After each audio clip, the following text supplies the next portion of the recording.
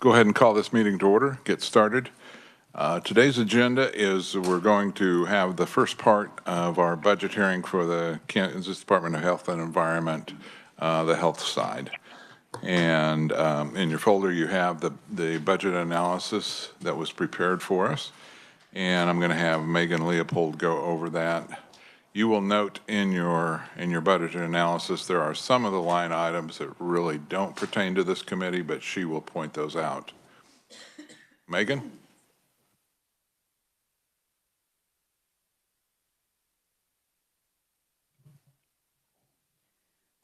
Thank you, Mr. Chairman. Good afternoon. Megan from Legislative Research. I'll be working from the Kansas Department of Health and Environment budget analysis that you have in front of you. I'll start on page 1 with a brief overview of the agency. The agency is broken down into 3 main divisions, the first being public health.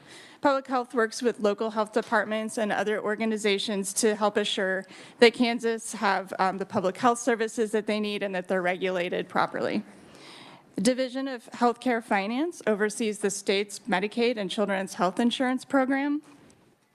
And then the Division of the Environment is also a part of the agency, but as Chairman Mason said, that is not a part of the budget that this committee will be reviewing. And so I will point out those pieces as we go and generally just skip over them. So I'm going to have you go ahead and skip forward to page 6.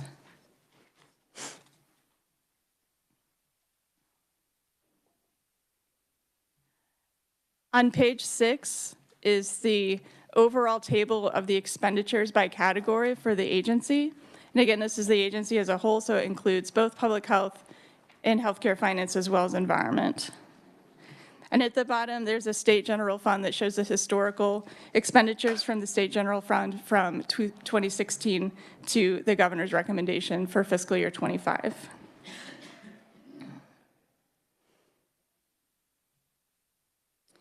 I'm going to go ahead and move forward to page 8. On page 8, you see the overview of the fiscal year 2024 budget analysis. The table lays out each of the line items, starting with the legislative approved, any changes to that approved amount, the agency's revised request, and then the changes that the governor made in her recommendation to the agency's request. All of the items have a number, and each of them have a corresponding narrative in the next several pages. So I'm going to read through the narrative. It might be easier to just stay on the table and go down line by line, or if you want to read through the narrative with me, that is fine. So you'll see that the legislature approved $4 billion for the agency, and there were 3 changes that were made to that. The first is that there was an SGF reappropriation of $70 million. That was made up largely of $25.9 million in funds that were appropriated for operating expenditures in the Division of Healthcare Finance. These were reappropriated largely because the agency was able to use some fee funds for their contractual expenditures rather than SGF in fiscal year 23. There is also a reappropriation for human services caseloads, and this is largely due to the utilization being lower than anticipated. There is also a reappropriation from the Children's Initiatives Fund that went into the KDHE health budget, and that was $284,000. You also see that there's a state water plan change, and that is in the Division of the Environment. The agency's estimate for fiscal year 24 was $4 billion. That includes $891 million SGF and 1,783 FTE positions. This is an all funds decrease of $53.3 million or 1.3% and an SGF increase of $969,000 from the amount that was approved by the 2023 legislature. The revised estimate includes $2.2 million, including $969,000 SGF for 4 supplemental requests. The first is for laboratory equipment. This is a request for $410,000, all SGF, and that's for drinking water testing. There is the Medicaid employment data contract. The agency spoke to this when they were here several weeks ago. This is for Medicaid eligibility to confirm employment. This is a new contract, or a renewed contract, that is more expensive than it had been, and so the agency is asking for funding in both fiscal year 24 and fiscal year 25. The agency requested $166,000 for the pay plan shortfall, and then they've requested one FTE position in fiscal year 24 for Medicaid operations and eligibility. Absent these supplemental requests, there was a decrease in the agency's revised estimate, base expenditures of 53.7.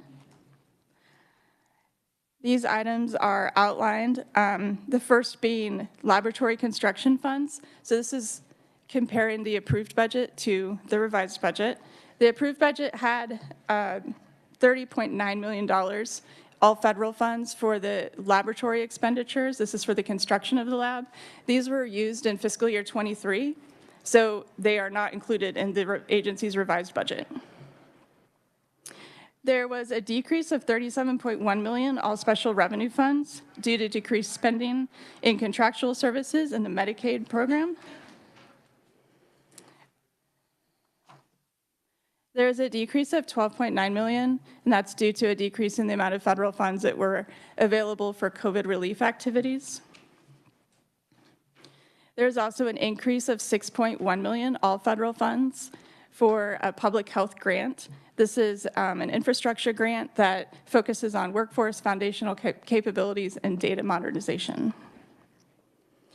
There's also $5 million, which was an increase. These are all federal funds. This is for the Rural Hospital Innovation Program. These are funds that were appropriated originally in fiscal year 23 and were moved forward because they were unspent. So you'll see $5 million in the fiscal year 24 budget request and $5 million in the fiscal year 25 budget request. Skipping 13, so that's part of the environment, down to number 14. There is the revised estimate includes an increase of $2.5 million, and again, that's all federal funds. These are from the American Rescue Plan Act, or ARPA, to modernize the child care licensing and regulation information system. These funds were approved by the State Finance Council on December 21st, 2022. At the very bottom of the page, you can see that the revised estimate includes 1,783 FTE positions. This is a decrease of 18.3 FTE positions below the number that was approved by the 23 legislature. This is largely because the agency has deleted positions that have been unfilled and that they're not anticipating filling. So it's a bit of a cleanup.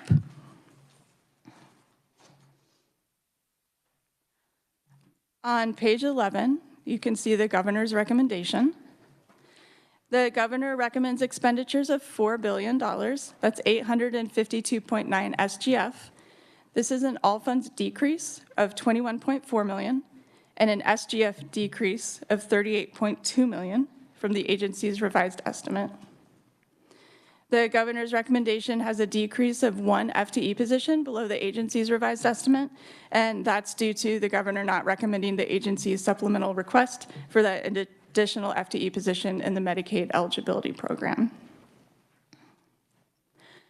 The governor's recommendation included the following adjustments. The first was supplementals not recommended. So the governor did not recommend the laboratory equipment for drinking water testing, the employment, I'm saying that incorrectly. The governor did recommend the lab equipment for drinking water testing, did recommend the employment data contract funding, and did recommend the pay plan shortfall. The governor did not recommend the FTE, the funding in the FTE request for the Medicaid eligibility program. The governor also recommends adding 2.3 million SGF. That's for the development and implementation of a data management system for Part C, early intervention services. These are often referred to as Tiny K. These are services for kids who are birth to 3 and have developmental delays. This Data software will be used to track referrals, service timelines, evaluations, and billing information. The governor also recommended one-time funding of 6.2 SGF for expenditures that are associated with furnishing and moving into the new laboratory. In fiscal year 25, you'll see that the agency has requested $9 million for this purpose. Between the time the agency's budget was submitted and the governor's recommendation came out, there were conversations that made it seem more appropriate to award part of this in fiscal year 24 because the agency can start using it more quickly. So there's 6.2 awarded in fiscal year 24, and then the second half of that is awarded in fiscal year 25. The governor recommended a lapse of 7.1 SGF. These are funds that were used to temporarily support the Kansas Modular Medicaid System, or the KIMS system. While the system was in process of certification, the agency was not able to draw down federal funds for that. However, they were able to do so after the project was completed. So now those funds have been recouped and the governor is lapsing that $7.1 million. Finally, there is a caseloads adjustment. This is the fall caseloads recommendations that the governor incorporated into the budget. This is a deletion of $35.7 million, and that includes the deletion of 39.7 SGF. I'm happy to stand for any questions about fiscal year 24. Okay, thank you, Megan. Committee, do we have questions so far on fiscal year 24? I'm seeing none. Okay. Then I'll jump ahead to page 14. On page 14 is the fiscal year 25 analysis. As with 24, each of the line items are listed in the table, and then they have a corresponding narrative on the next several pages. The agency requests $4 billion, and that includes $850 million SGF for fiscal year 25. This is an all funds decrease of $40.8 million, or 1%, and that includes an SGF decrease of $40.7 million, or 4.6%, below the fiscal year 24 revised estimate. The request includes $42.7 million, and that includes $33 million SGF for the following enhancement requests. The first is a migration to the Office of Information and Technology Services. This is $150,000 that will be used to migrate KDHE asset and hardware management into the centralized OITS ServiceNow environment. There is a request for one-time spending for laboratory moving expenditures. This is the $6.2 million that I spoke about in fiscal year 24. It's a total of $9.3 million. There's a request for $951,000 SGF to continuously sustain the new laboratory, staffing, equipment, and infrastructure. There's a request for $1.1 million, and that's to provide statewide courier services to laboratory clients across the state. There is a request for $370,000 SGF to fund the continuation of the oral health programs within the state. A request for $2 million SGF to expand and maintain Title X family planning services throughout the state. And I'm going through these pretty quickly because you have heard through about many of these through the agency. There was a request for $1.1 million SGF to maintain the current level of data collection through the Kansas Behavioral Risk Factor Surveillance System. You may have heard of this called the BRFIS. There is $1.6 million request for local public health programs. This is to help the agency increase its efforts to increase the capacity and capabilities of local health departments. There's $1.1 million SGF requested to initiate a childhood lead poisoning prevention pilot program in fiscal year 25. And there was a request for $336,000 SGF to purchase 12 live scan fingerprint devices. There is a request for $444,000 to hire 3 additional teachers at the Kansas School for the Blind to increase outreach in the program. and a request for $2 million to fund the Kansas Early Childhood Developmental Services to provide direct services to children who are birth to 3 years old and deaf or hard of hearing. There is a request for $1.8 million, and that includes 710,000 SGF and 17 FTE positions to support the Medicaid program. These positions will fall into 3 categories: centralized credentialing, which is 2 FTE positions, data, which is 6 FTE positions, and quality compliance and integrated health oversight. Finally, there's the fiscal year 25 enhancement request for the employment data contract. This is $6.5 million, and that includes $1.6 million SGF. This is reimbursed at a federal match rate of 75%. Number 15 and 16 are both with the environment. So moving down to number 17, absent the enhancement requests from the agency, the request includes a decrease of $83.5 million. That includes a decrease of $73.8 million in base budget expenditures. In number 17, there are the reappropriations that were not budgeted for fiscal year 25. These reappropriations were included in the fiscal year 24 approved amount. They were not budgeted for fiscal year 25. So it causes the fiscal year 25 to show a decrease. There were decreases due to a child care pilot program that was $2.5 million not being refunded in fiscal year 25, as well as some decreases in operating expenditures in the program or the Division of Public Health. Number 20 shows a decrease of $37.1 million. That's all special revenue funds for COVID-19 transactions. These are funds that were available through the public health emergency that are starting to wean out. Number 21, the agency's request included a decrease of $5.2 million all federal funds, and that's due to the end of the COVID-19 Health Disparities Grant, the Division of Public Health. There's an increase in federal funds for the CHIP program, Children's Health Insurance Program. This is an increase of $15.1 million, and that's all in federal funds. This is largely due to there being a slight increase in the amount of the federal share that is paid for the program, as well as anticipated growth in membership. Number 23, there is a Medicaid administration. This is an increase of $31.6 million, all special revenue funds.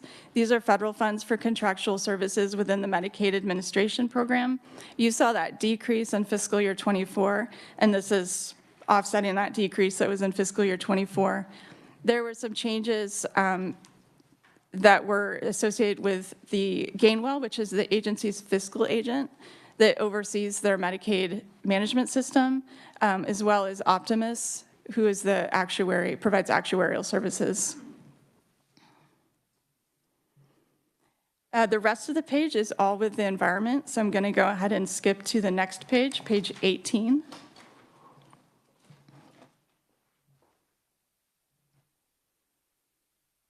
Skipping all the rest of the numbers and going down to the bottom of the page to the governor's recommendation, you can see that the governor recommended expenditures of $4.7 billion. That includes $790.2 million SGF. This is an all funds increase of $758.2 million, or 19.1%, and an SGF decrease of $60.2 million.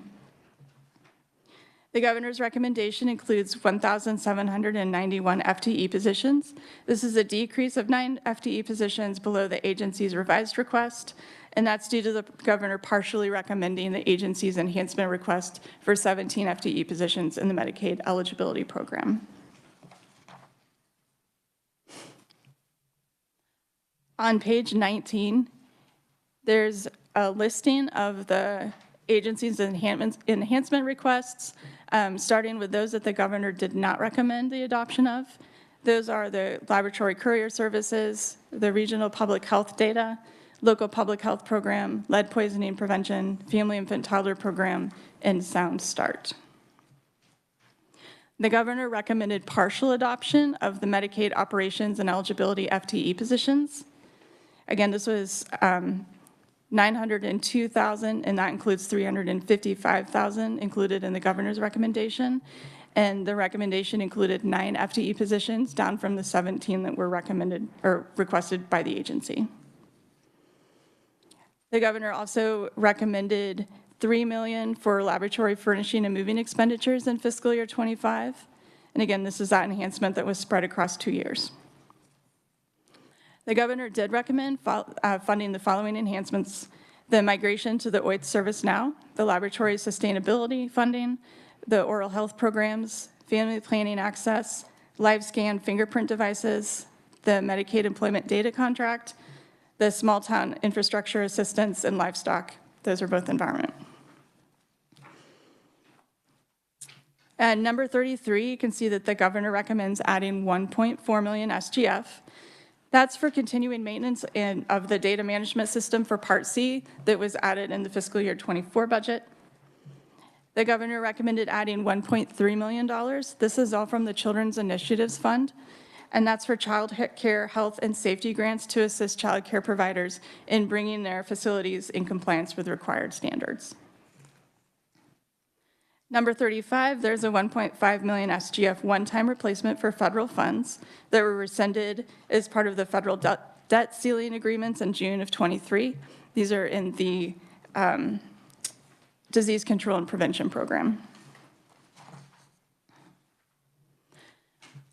Number 36, you can see that the governor recommended $1.0 million for testing in at-risk communities. This is medical testing. There's also a $4 million increase or recommendation, which includes 1.6 million SGF, and that's to increase the cost adjustment factor for critical access hospitals. Critical access hospitals have a slight increase to their rates to help them in their, to make up costs between what they are paying for Medicaid patients and what they are recouping for Medicaid patients. And this will increase that. The governor recommended adding $50 million, and that includes 10 million SGF to accept the fall human services caseload estimates. And number 39, the governor recommended adding $715 million, that's all funds, and that includes 30.9 million SGF to fund Medicaid expansion, and that begins January 1st of 2025. Then the last line item there is a $92.6 million in savings associated with Medicaid expansion.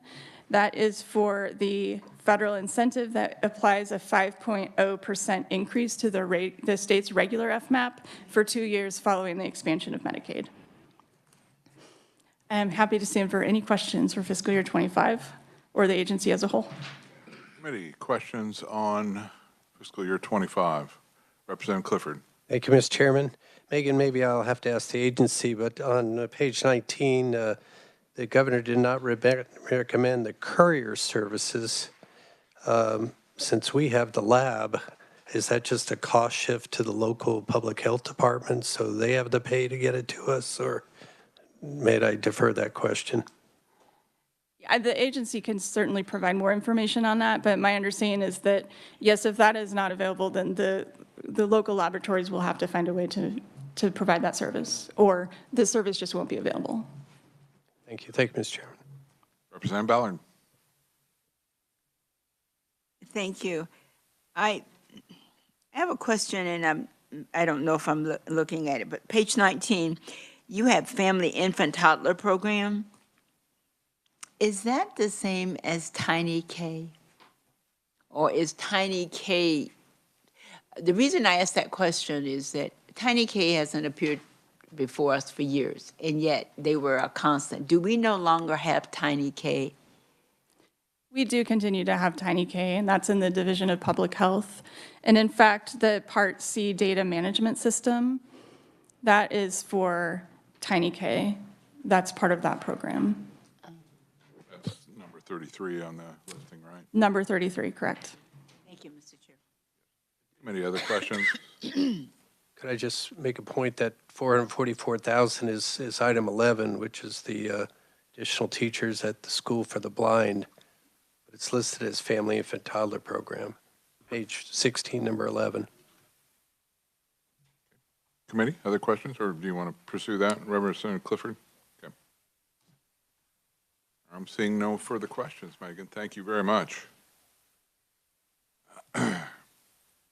Next, we'll call Secretary Janet Stanek.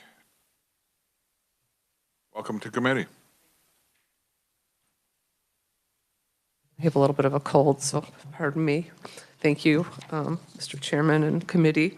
My remarks will be brief because the experts are in the room that'll provide you some more detail.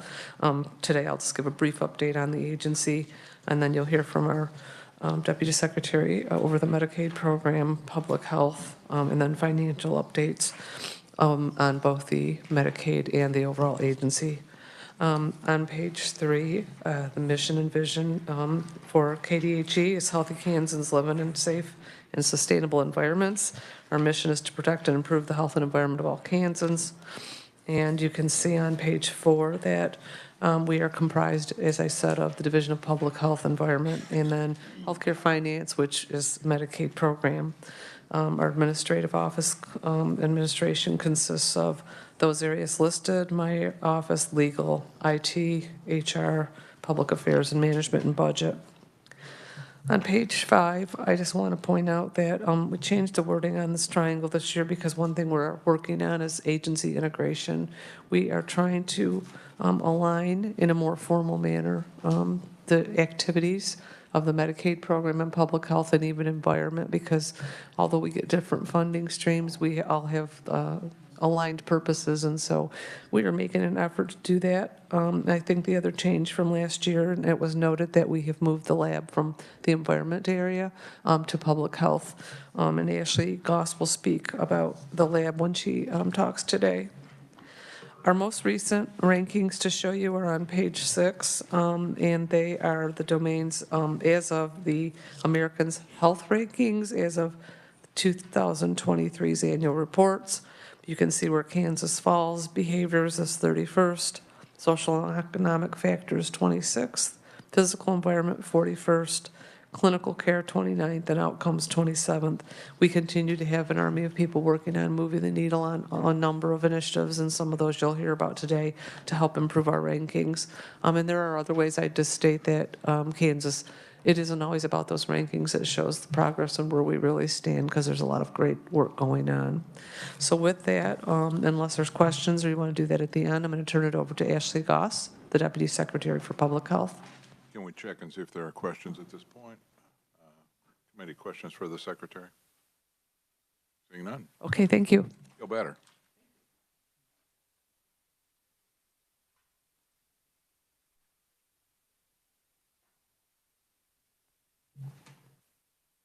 Welcome, Ashley.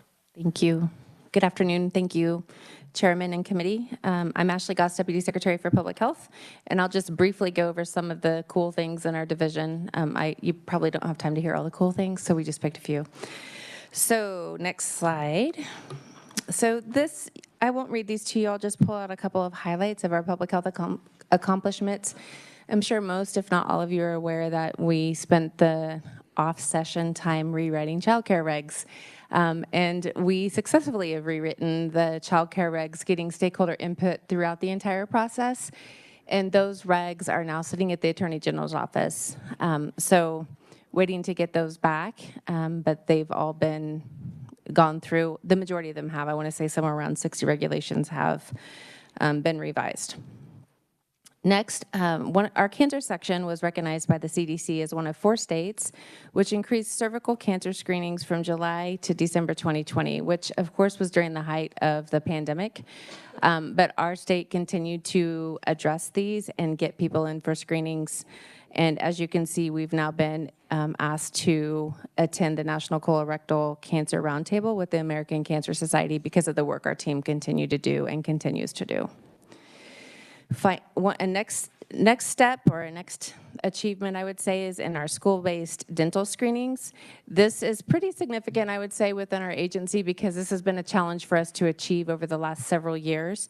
But we've been able to increase our dental screenings by 5% at the midpoint of the current school year as compared to the same time last year. So this has really improved significantly. As you can see, it increased our screening by 20,000 kids. And finally, implementation of Healthy Kansas 2030. I'm sure you're all aware of the Healthy Kansas 2020, and so now we're on to 2030.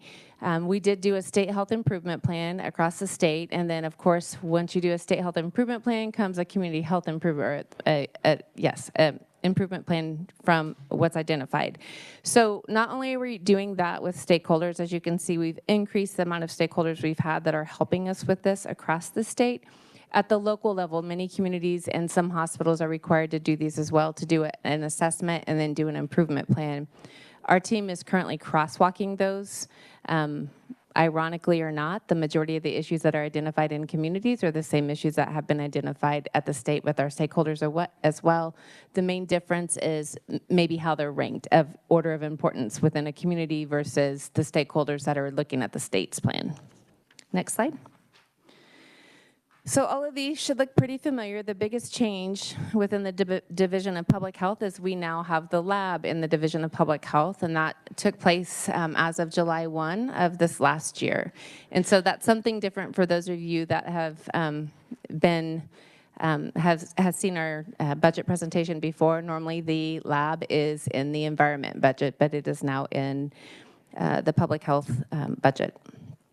The rest of these programs, the facilities and licensing, we changed the name, and I think that was new last year. That's all of our health facility licenses. That's where all of our surveyors live, per se, that go out and survey healthcare facilities, ambulatory surgical centers, home health, hospice, all of those. The rest of these it should be very familiar to you. Next slide. So I mentioned each year, I think, when we're before you, that we are an accredited state health department through FAB, so the Public Health Accreditation Board. We became accredited in 2017. It was a very strenuous process. I think that's the year I started with KDHE, and I walked into this huge, massive project with people really kind of running everywhere to find all the required documents to provide for this accreditation process. That process involves surveyors coming on from FAB, coming on site and spent an entire week with us. They look at everything to see what the communication is with all of you, to see the communication with the governor's office, to see what it is with our locals, et cetera. So it's a lot of work to become accredited. We have several health departments within the state. I shouldn't say several. We have a few within our own state that are accredited. And so now it's time to become re-accredited. So we've submitted all of our documentation as of December. Now FAB is currently reviewing everything we've submitted to then provide us with any questions that they may have. Once that happens, we have 45 days to respond to them, and then they will do a virtual site visit with us for 4 hours, this time instead of 40 hours on site. So we're looking forward to that. As you can see on the slide, why accreditation matters and why it's so important, but it really does help keep stakeholders at the table with us, keeps legislators at the table with us, and really looking for the best ways to advance in our state. Next slide. You heard Megan mention the Public Health Infrastructure Grant, sometimes called FIG. Kansas has received more than about $30 million. However, we will get that in a 5-year period.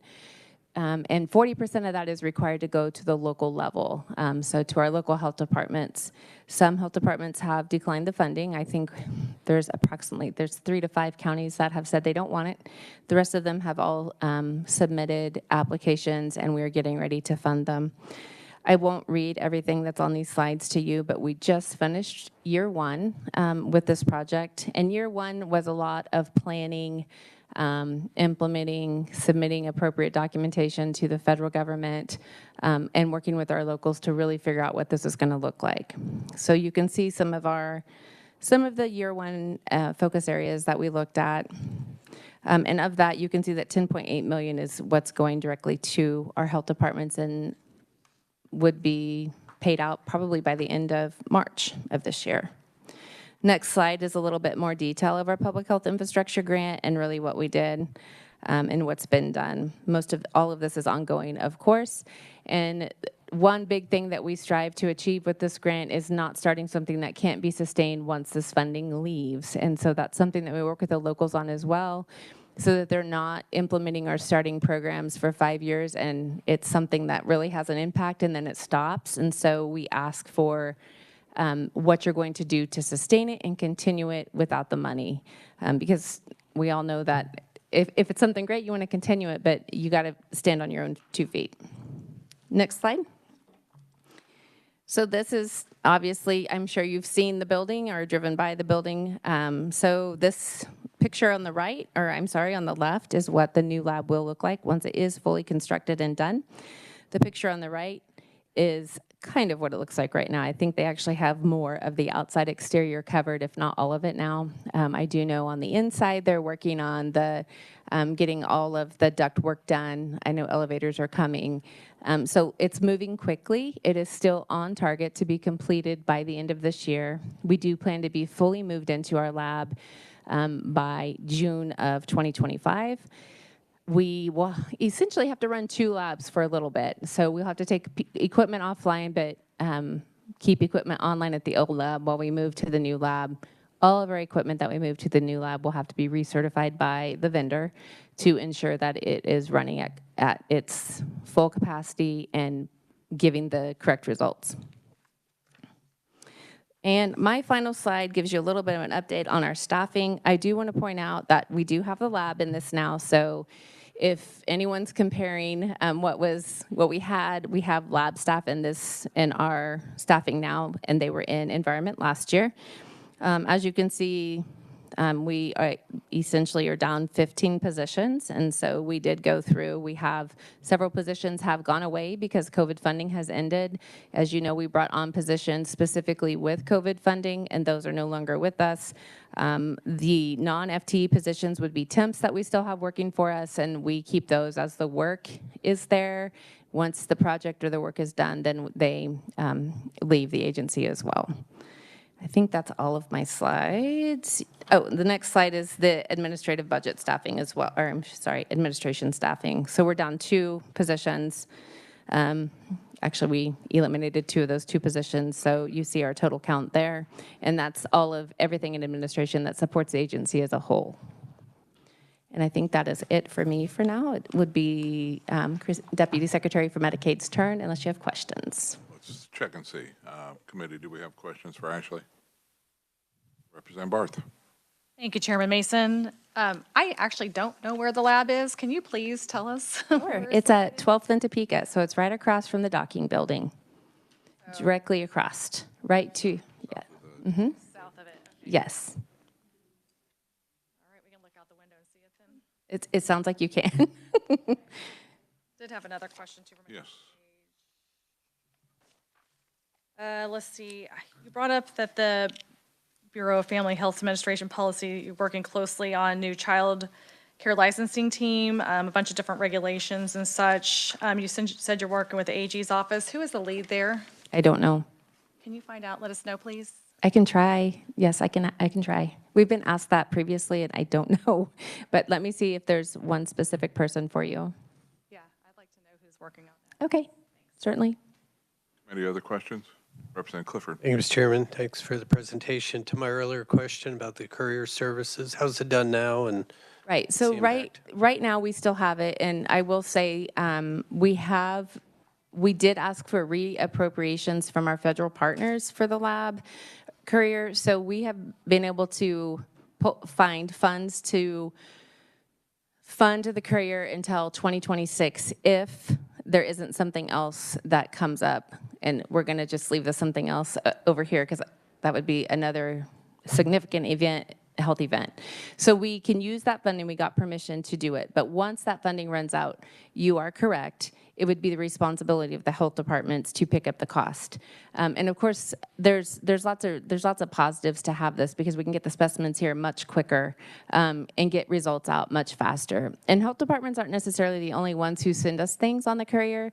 Water also comes in through, they'll take them to the health department. So we get the water samples to our lab as well in timely fashion. And then in some instances, hospitals will, depending on what they're running, they will send the labs as well to us.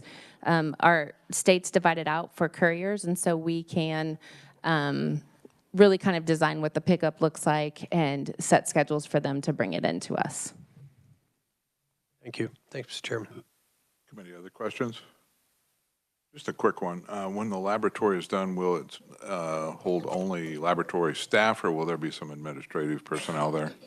No, it will only hold laboratory staff. However, the staff like to refer to one area as Cube World. So we will have a room full of cubes, which is like most state offices, to where we can add or have flex staff there. I will be going over there, but I intend to sit somewhere by a window so I can see outside versus in an office or a cube. But it'll be all staff. There won't be others from outside agencies. We will have an epidemiologist that stays there, which is normal. So all lab staff. Very well. I guess we can turn this over to Christine, yes, Okay. thank you.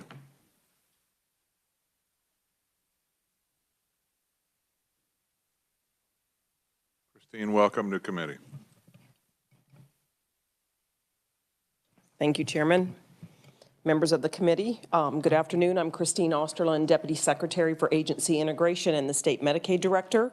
I'm going to cover some of our accomplishments in healthcare finance or Medicaid over this last year, and then I will turn it over to Mark Heim, our Director of Budget, to go over some of the budgetary items. Some of these items I'm going to cover, I think many of you have heard, so I will be brief, but try to provide enough detail if you're not familiar. So last April, April 2023, we began what has been referred to as the unwinding. It was the end of the public health emergency. During the public health emergency, for 3 years, we did not do the annual renewals for our members, and those members were allowed to stay on the Medicaid rolls. Starting last April was the process to now start to conduct those annual reviews and determine who of our Medicaid population is still eligible. We just mailed out, started last Friday, the final month, 12-month, month number 12 packet. So we have now done all the mailings for the unwinding period. We are still going through the ending of the Medicaid eligibility. They get a period of time to respond to their renewal notice. So the cleanup will go on for a few months, but at least when we get to March, our monthly volume of renewals will be back to the pre-pandemic levels.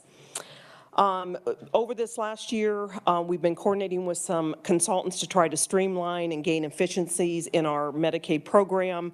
So we've done some organizational reorgs as a part of that work. We've also created what we call the Medicaid Governance Council. The concept of this council is to try to set a strategic vision for Medicaid, and that will include creating work groups. So when we're asked to look at services that Medicaid should cover, instead of looking at it service by service, for instance, doulas in maternal and infant health, we would look at maternal and infant health holistically, what services or payment methodologies or things should be considered, so we can set more of a holistic vision, with the whole idea being being a good financial investment for the state, as well as good member outcomes as a result of the work that we do. As I think many in here are aware, we reissued the request for proposal for our new MCO contracts that will go into effect January 1 of 2025. We did receive 7 bids as a result of that RFP, and currently we are in the evaluation process of those 7 bids, with the goal to have the 3 new MCOs selected in April, around mid-April of this year, so just in a couple months. We also transitioned away from what was called the Big 1115 waiver. When managed care was implemented in Kansas, we did it under an 1115 waiver authority. The challenge with an 1115 waiver is it comes with budget neutrality caps, and there were different times the legislature tried to do things to improve the program, and we ran up against a problem with that cap. So as of January 1 of 2024, we are now out from under that Big 1115, and managed care is under what's called a 1915B waiver. So that work has all ended, and budget neutrality caps are no longer relevant to Medicaid. And then we also implemented in early December, it's called an electronic visit verification. It's a CMS mandate. We had to have it operational by January 1, 2024. The idea with this system is when folks go out into the home to do services, there's a component where either online or via phone, they check in, so there's some validation that they showed up and provided the services that they are billing Medicaid for. Next slide. So kind of a little bit of work we're doing around data.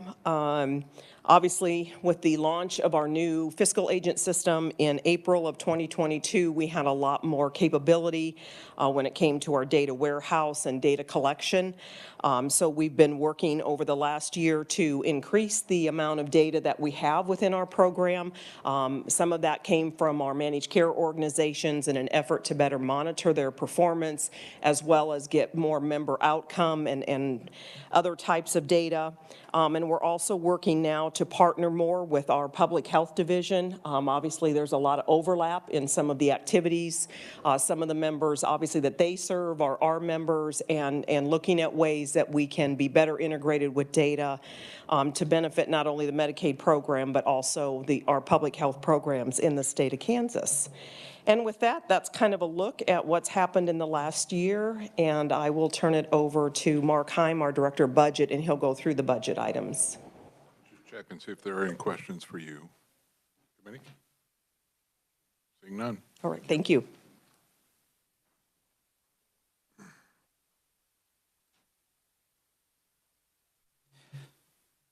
Good afternoon, Mr. Chairman, members of the committee. I am Mark Heim, Director of Finance for Healthcare Finance, and I'm going to start on slide 19.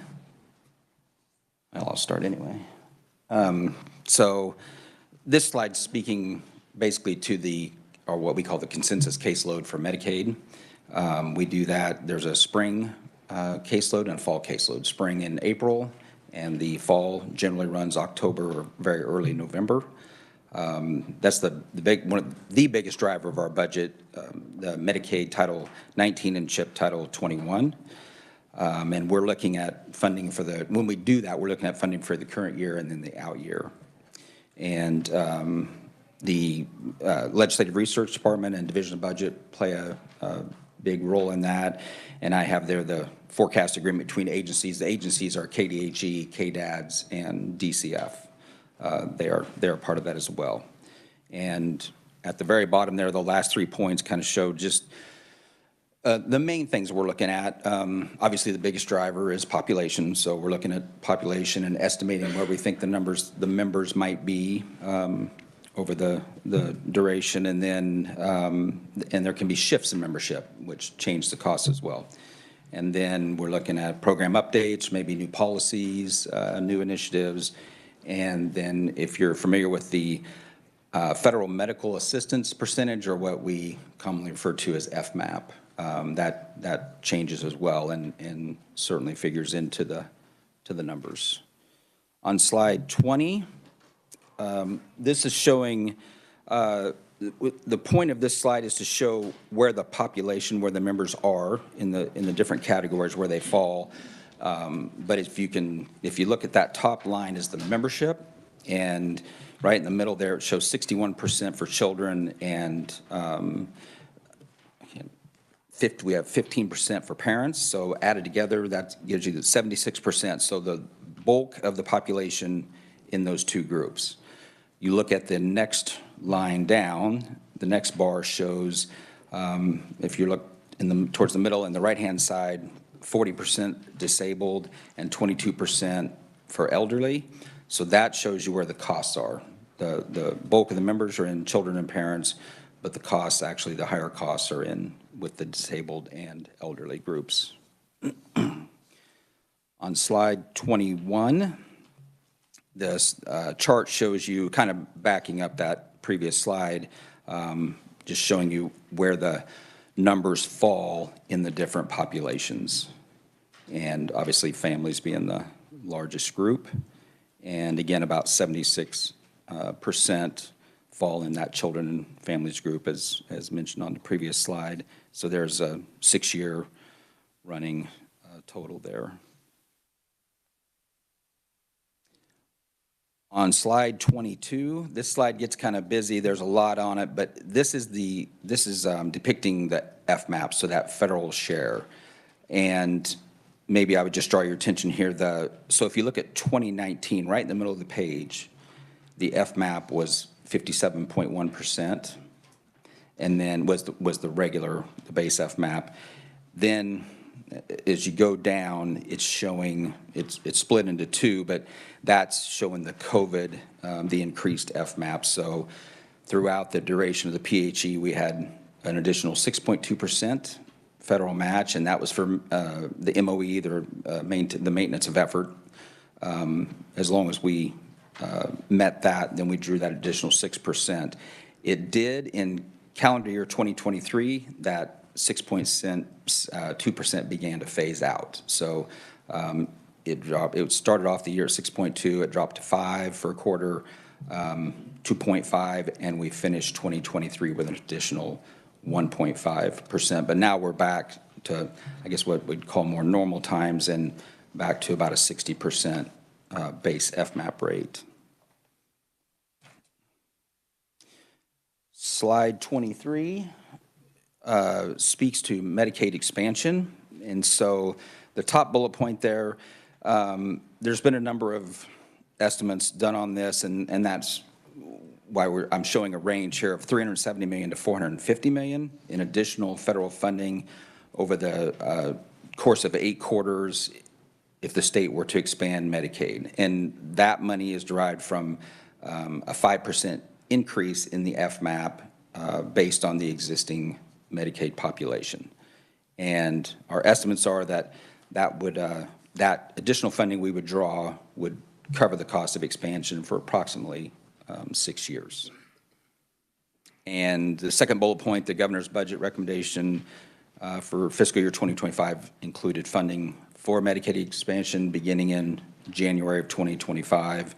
And that's what we've, over the last few years, as Medicaid expansion has been discussed, it would certainly take some time to ramp up for that and begin it on a calendar year basis. Again, this will be offset by the automatic 5% increase on that FMAP. And we have estimated a net savings of $61.8 million if Medicaid were to be expanded. With that, that was my final slide. I'm happy to stand for questions, and I think following me is Dan Timish, who's our agency CFO. Okay. Committee questions for Mark. Representative Barth. Thank you, Chairman Mason. Mark, I did have a question. It was on page 19. It has the Medicaid consensus caseload process, and you talked about the budget reflects the program, which I think was on page 20 of our budget document, number 38. So page 20, number 38.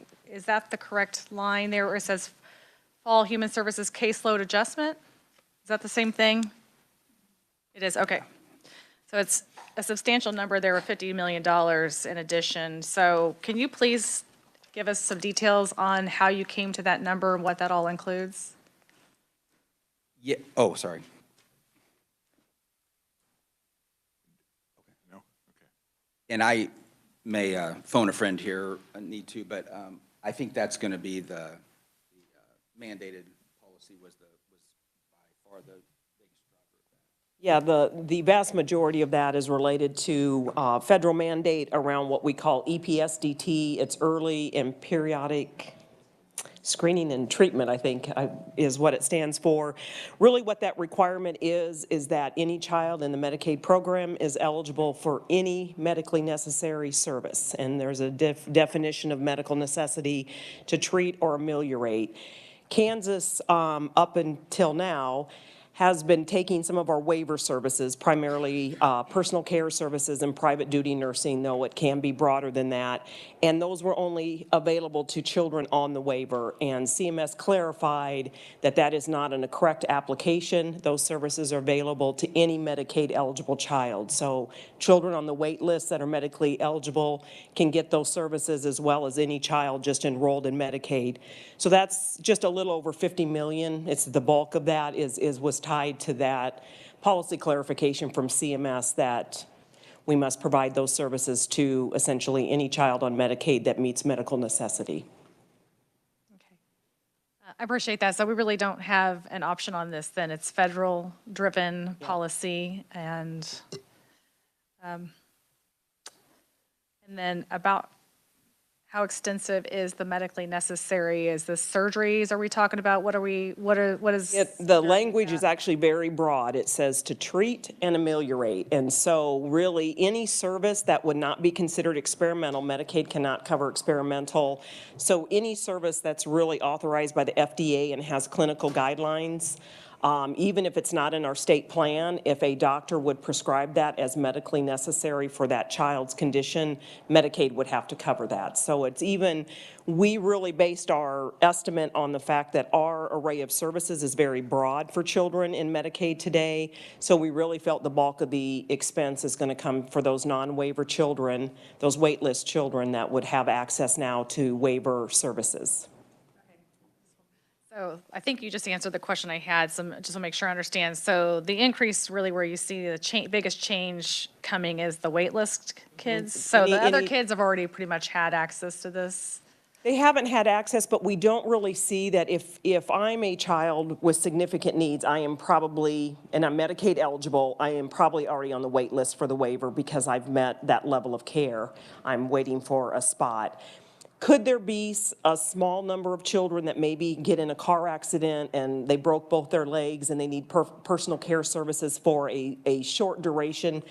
Absolutely. Those things can and will happen, but we think those will be comparatively, kind of few and far between, but the bulk of it's going to be those children on the wait list who, again, we already know have extensive needs, which obviously is why they qualified for the wait list, and now they'll be able to access any of those medically necessary services.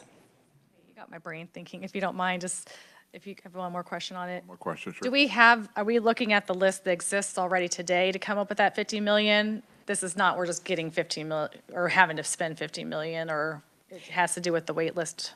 Yeah, so what we did is we estimated, we looked at waiver expenditures for our waiver children and how many of them are getting private duty nursing today. And if it's about 50% of the children on the waiver, we estimated that 50% of the Medicaid eligible waiver children on the wait list would therefore need private duty nursing. So we really used our waiver children as kind of our proxy to come up with what we believe our wait list children would need. Representative Barth, would you want Megan to talk about how the the consensus is done, those two periods, or does that be helpful? Okay, Megan?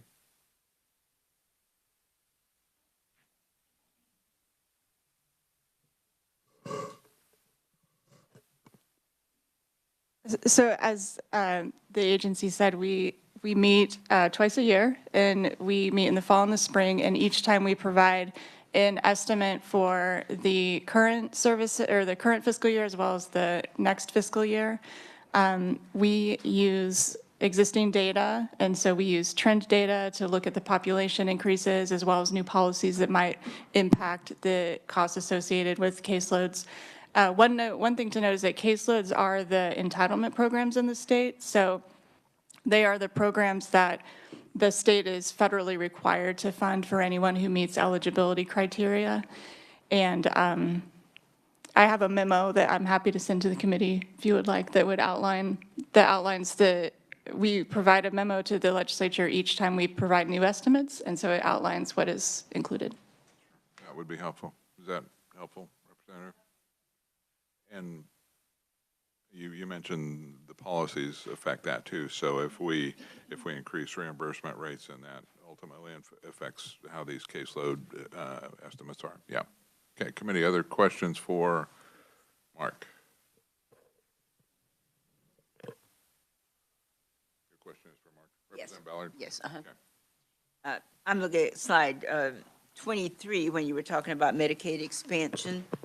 Okay, so Kansas, you've indicated here an estimated 370 to 450 in additional federal funding over the next 8 years. And so that would be that 5% increase to the state's FMAP, right, for that? Correct.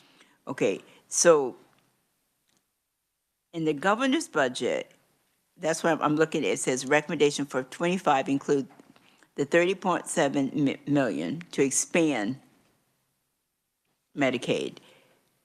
But then when I go down and see this will be offset by the automatic 5% increase to the state's FMAP for the existing can care of approximately 92. Would you expand on that, please? Sure. So I mean, I understand Representative Ballard, that is a little confusing, but so I don't know if I have a good way to say this. The governor has recommended expansion and added funding for it. Once the state would expand, we could begin to draw the 5% off of whatever that current population is at the time. And so that additional federal money, that would be the offset as that money started, as we were able to draw that money to help offset what the state has laid out. I think, yeah, okay, that explains it a little bit better. So if I would say the net impact of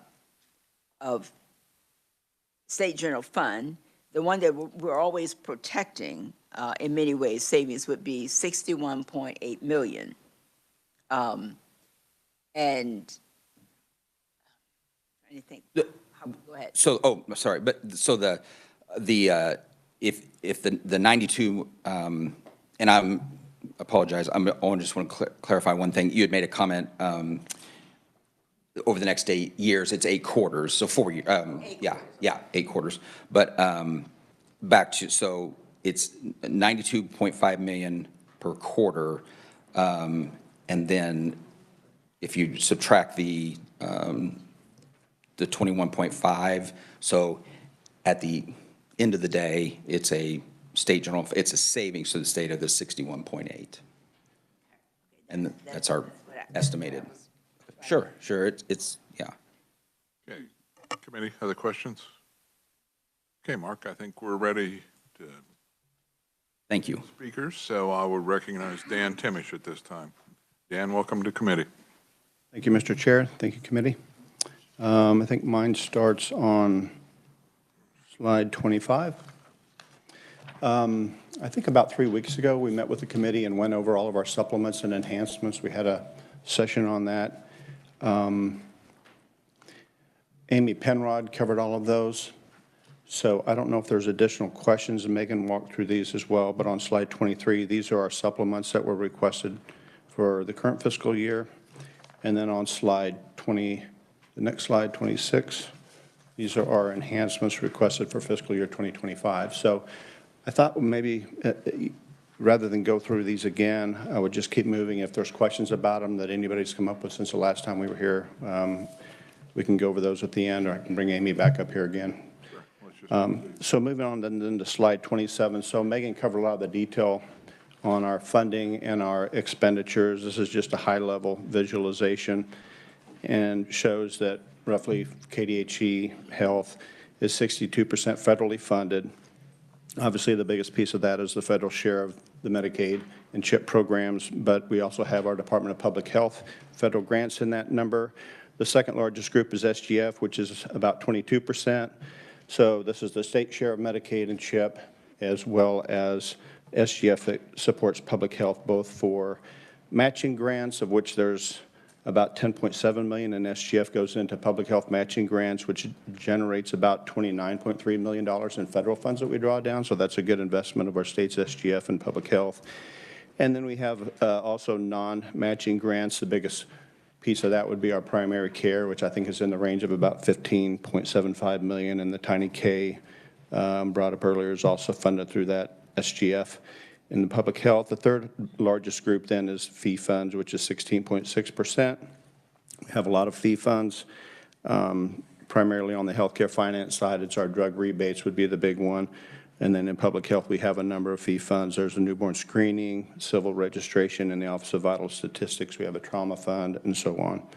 On the next slide then is the revenues for this current fiscal year 24. And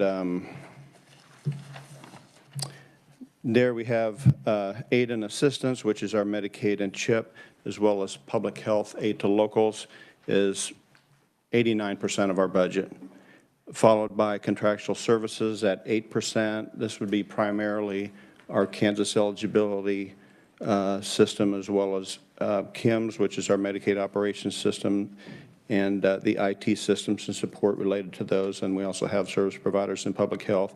The third largest group then is salaries and wages, which is 2.65% of our budget, or $103 million. Then moving on to fiscal 25 on slide 29, these are our funding sources. The biggest change that you're going to see here, if you do a year-over-year comparison, is going to be the impact of Medicaid expansion in our budget. You'll see an increase in federal funds. That is half a year of Medicaid expansion's federal share. Then on the SGF side, you'll see a reduction because that includes half a year of the SGF savings that Mark just talked about, $61.8 million in SGF savings, again, for Medicaid expansion, which is 6 months or half the year in fiscal 25. And then under fee funds is about 15.9% of our budget for fiscal 25. And then next slide is expenditures for the fiscal 25 year. Aid and assistance then goes up to 90%. Contractual services, 6.8%, and salaries and wages flat, 2.24%. So that's, again, very high level. A lot of the details are in the information I think Megan shared with you all. And with that, I'd stand for questions. All right, committee, questions for Dan? Questions for any of our presenters? I'm not seeing any. Thank you very much. Thank you all. Thank you all for being here today from KDHE. We appreciate it greatly. Committee, we will continue this hearing on Monday, where we'll have public input for the KDHE budget. And if there's nothing else, we'll be adjourned.